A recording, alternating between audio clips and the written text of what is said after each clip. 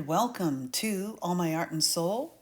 I'm Michele Holden, mixed media artist, and this is the Abstract Art Journal series number 2.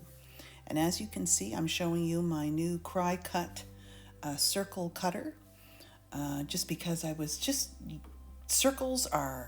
fascinated by the circle, and I wanted a fast and nice way. So this is the largest one, the 2-inch diameter circle.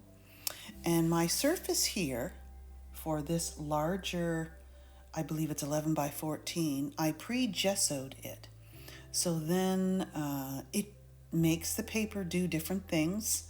Of course, you can't, using ink and watercolor, of course, at the beginning is different. But that's okay because I know I'm just using acrylic and collage. So for some of my black line work, I like to use the craft paint, and I bought a series of lids that you can switch. But since there's such a narrow opening, they do tend to clog up. So I do use a very large craft needle to unplug, and it was sort of successful. Then it plugged up again. So I might need to just add some paint thinner, acrylic, a paint thinner to that container, and we'll see how that goes. So then, of course, I know, and I randomly put the marks, and I'm going to roll over them in one or two directions. It depends what happens. And seeing the video now, I noticed that amazing shape at the top, which does end up being covered. But I'm planning a whole new series, not a whole new series, but a bunch of art pages, abstract art pages, where I'm just exploring with marks and layering. And I'm just going to use just black and white and my DIY collage paper scraps, and but that mindset I'm going to put in a separate sketchbook. So I have different sketchbooks for different ways of experimenting and exploring, and of course make a different cover for each one. And I'm so excited. I've just went to Michael's and purchased a bunch more. So as you can see, I'm using my catalyst wedge with just the inexpensive, yes, and I have my hair dryer out. There's many layers in this that I felt needed to be dried totally dry because of the issues that I had. And if you saw my last video, you would see it, the smudging and all of that. So when I'm layering on top and veiling, I don't want them to mix. I just want it to cover. And yes, this is the tree stencil. I have a fixation with this tree stencil lately. Don't ask me why. But in the last few art lesson videos that I'm watching for my mentors, I don't know if you follow Nicholas Wilton, Adele Sipeston, Louise Fletcher. Those are my 3 mains, and I just gather what resonates with me, and of course their great knowledge, and they're such fabulous teachers, the 3 of them, and I just keep moving forward. So since I've created or made this page, I have seen and gotten unstuck and see where I can move forward. So I can't wait until the next one to show you what I've learned in my new experimental sketchbook.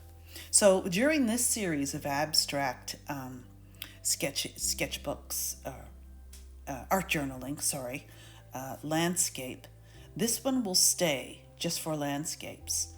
Sort of with that, I'm trying not to leave that outcome in mind.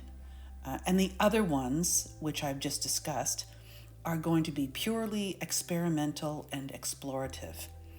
And I can't wait.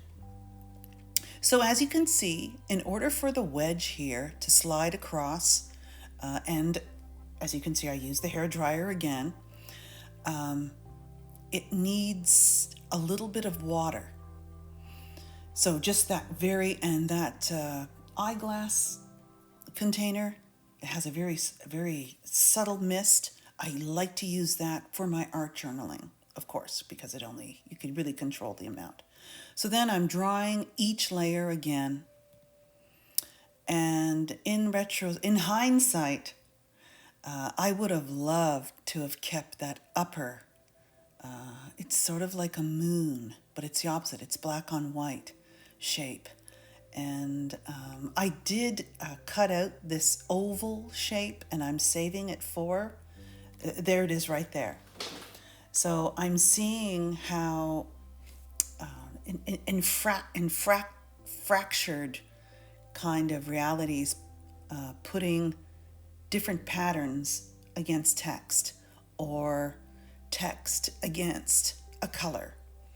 And it's those differences that make it really interesting. So that's what I'm attempting to capture in this journal page, but I don't choose to go in that direction, and I explain it in the end of this. I sort of received some real negative news, as we all have in these days. And when you see the end of the page, you might have a good idea. So this turned to a reactive, emotional kind of page. And I like it and accept it for what it's worth. And in the end, I really like certain aspects of this page. And so I've started adding notes on the opposite side, on the back of the previous art journal page, which you'll see at the end of the video. So stay to the end, and we'll have some more discussion as to how useful these notes are for you if you are creating your own and painting along the journey with me. I hope you are. So as you can see, I'm thinking translucent layers, opaque layers, and in the end, the tree stencil gets covered up. I don't know what, it's just how it rolled.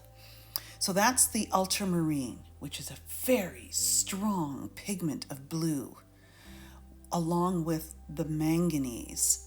So the ultramarine is a very thick standard acrylic. The manganese is the golden fluid. And I just love how translucent this blue is. It's one of my favorite blues. And so I'm dragging across, as you can see, the wedge. And I'm looking for just partial coverage. I don't want to cover the whole area. So I'm thinking of mixing. And at this point, you know what? I'm really not thinking. I'm just responding. And the one thing I'm making sure of is to make the 3 sections different sizes. So that's the thirds, which is really cool. So of course I dry that layer again because I want the blue to lie on top. I don't want it to mix. Maybe next time I'll have it mix. So I'm just, as you can see, I'm just going up a little bit more, increasing the width of this portion, so it stands out as very distinct in the size and the relationship of the other 2 areas. And I roll the brayer across a couple of passes because it thins out the layer and it allows faster drying time. And of course, as I said before, it minimizes the brushstroke marks. Sometimes brushstroke marks are great. Sometimes they're not. I don't know. Sometimes they can be annoying. And of course, it creates a really soft edge of that upper blue area. And I'm pausing and thinking, what will I do next? So I'm thinking of the lower, the base, giving it a heavier base on the bottom. And there's that piece that I saved for another art journal page, so I don't end up using that. And there's my circles. So I'm going to place my collage pieces, see which speaks, which looks best. And I grabbed from my source that I keep on my page, and why I love this is the subtle difference of the more purple blue compared to the ultramarine and the manganese blue. So I'm using this piece, this magazine piece, as a color element. And I do end up just using two more narrower pieces at the bottom. So I'm looking for more pattern. Also, the page really needs some darks, and you need to have dark and light. And I'm adding that black line on the bottom because I know I'm going to be pasting my magazine collage pieces on the top. So I'm not really sure I like how that turned out, but I just leave it. It's sort of random. And I'm still searching. And working in odd numbers, because that's how nature is. I like to stick to that. And I realize, whoa, that's just way too many circles. So, and I'm moving, well, maybe those 5 will look better down there.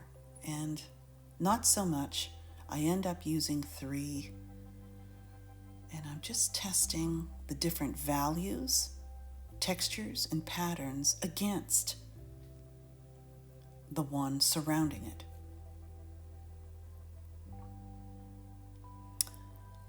I really like that upper area and how the black lines are veiled. So I'm definitely going to keep that part of the process.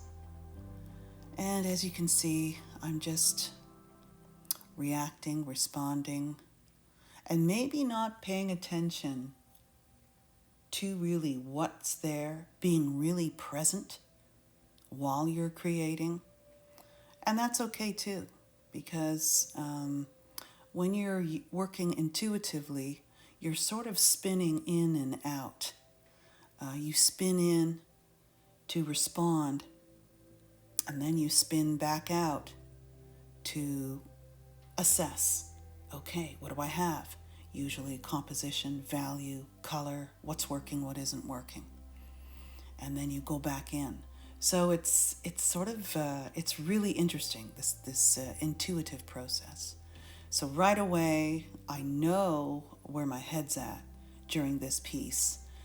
And I'm thinking, I need a very strong, powerful red, orange sky. And yes, it's literal because it is going to end up like representing a landscape of some kind. But that's all that's in it. So that is the nickel azo gold, which is another incredible and very expensive color, especially if you're buying it from Golden. But a little goes a long way. It's super strong. So I'm adding the, seeing this now, so I'm rubbing it, and then I rub too much off, so then there's not enough orange, so then I'm letting that dry a little. Why I'm putting that up there, I have no idea, because it ends up at the bottom. And, you just move things around, see what feels. So my work, I'm trying to get a feeling. I'm more aiming for feeling rather than visual representation. And the work has got to be strong with many, many different layers. So then I've let that under layer dry a little, and then I end up those circles. Yes, so I end up putting a little bit more in, And I know what's going to fit up there. That's going to go up there. The orange crescent shape is going to end up there at the top. And that row of dots does not go down there.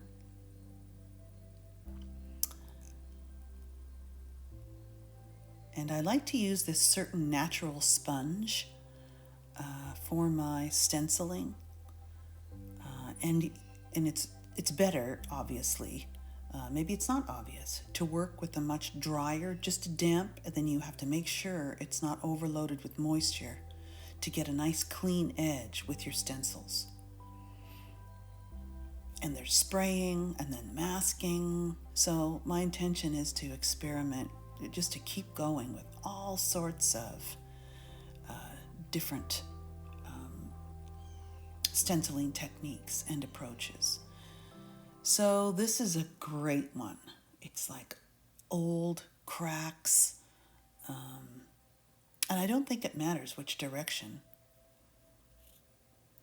So I just purchased a beautiful soft gray the other day, and I know the black and the white. Well, why didn't I just mix my own gray? I don't know. I just definitely could have. So I'm thinking, no, yellow would be just too dynamic. I just want a subtle. And looking at it now, sticking to the palette of blue, I could have just added a little more white or put a little more blue in the gray, so it would look like it belongs more to that color family. And so keeping this in mind, these little things that we notice at the end, after your page is done, we're going to write some notes, and I think you'll really like that idea. So I'm just repeating. It was just easy and fast to add the gray, the pre-mixed gray, and I'm still focusing on these dots. And I know why, because I have a piece that I already made and I used 2 rows, but that's a different piece. So we need to pay attention to what's going on in front of us, not on someone else's work, not on a previous work that you've made, but yes, you're keeping these techniques and processes in mind. And that's what being present is when we're working. And it's way easier than it sounds, believe me. I have a long way to go with that. But working with abstract landscapes one layer at a time. So I absolutely love just the 2 because of the shape and the meandering of the top, which is slightly on a higher plane than the one on the right. The one on the right.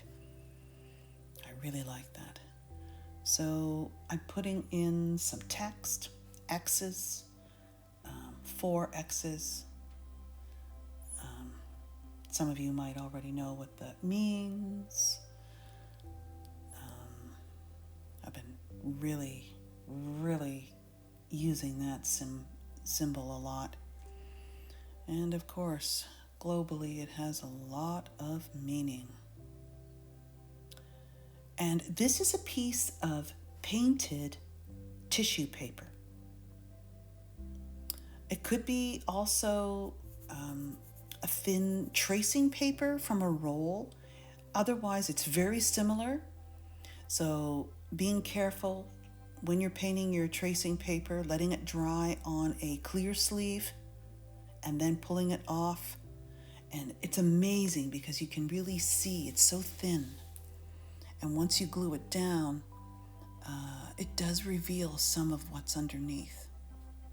So then I decide that no, minimizing the circles to just 3 and keeping in mind the direction of the pattern on them.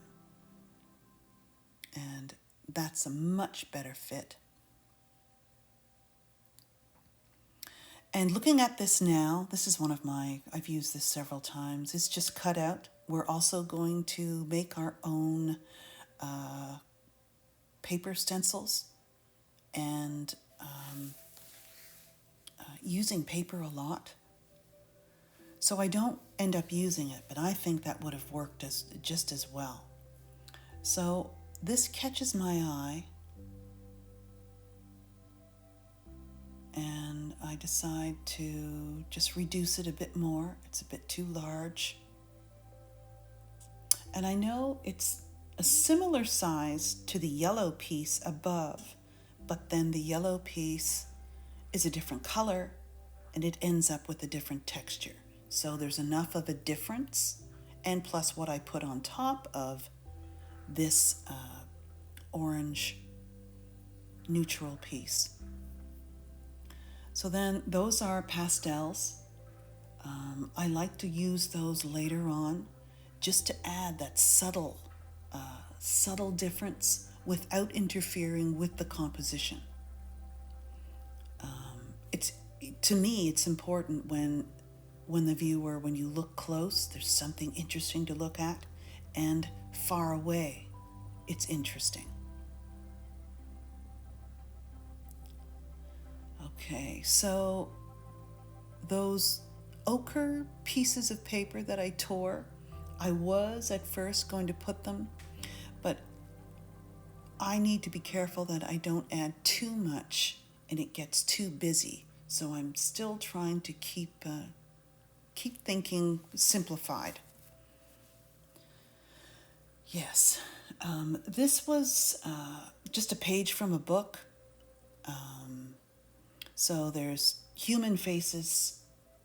You'll see closer up when I show and then of course I'm making sure everything's dry, and then thinking of yellow on yellow, which won't change the composition, but yet adds that interest.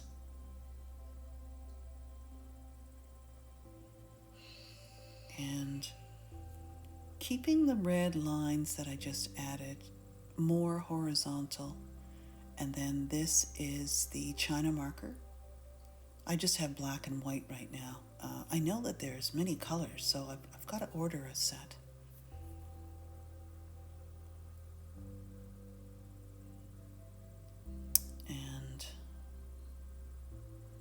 And of course, I can go overboard with those, but they're just subtle. You can end up, if you do, you can paint over. And then of course my small dots, which really help bring the viewer's eye to the top of the page. And of course, as long as you can go back down and around again. And I think we're coming up to the end of this page. It was very cathartic, I must say. And in the end, I decide, 3 yellow lines in the area where there's more yellow would really add to it, and they do. These are the acrylic paint markers, and adding enough, just a subtle dots without going overboard. And on this page, I don't end up having a problem with the tape, even though I had my hairdryer right there, everyone, because I added a layer of gesso on it first.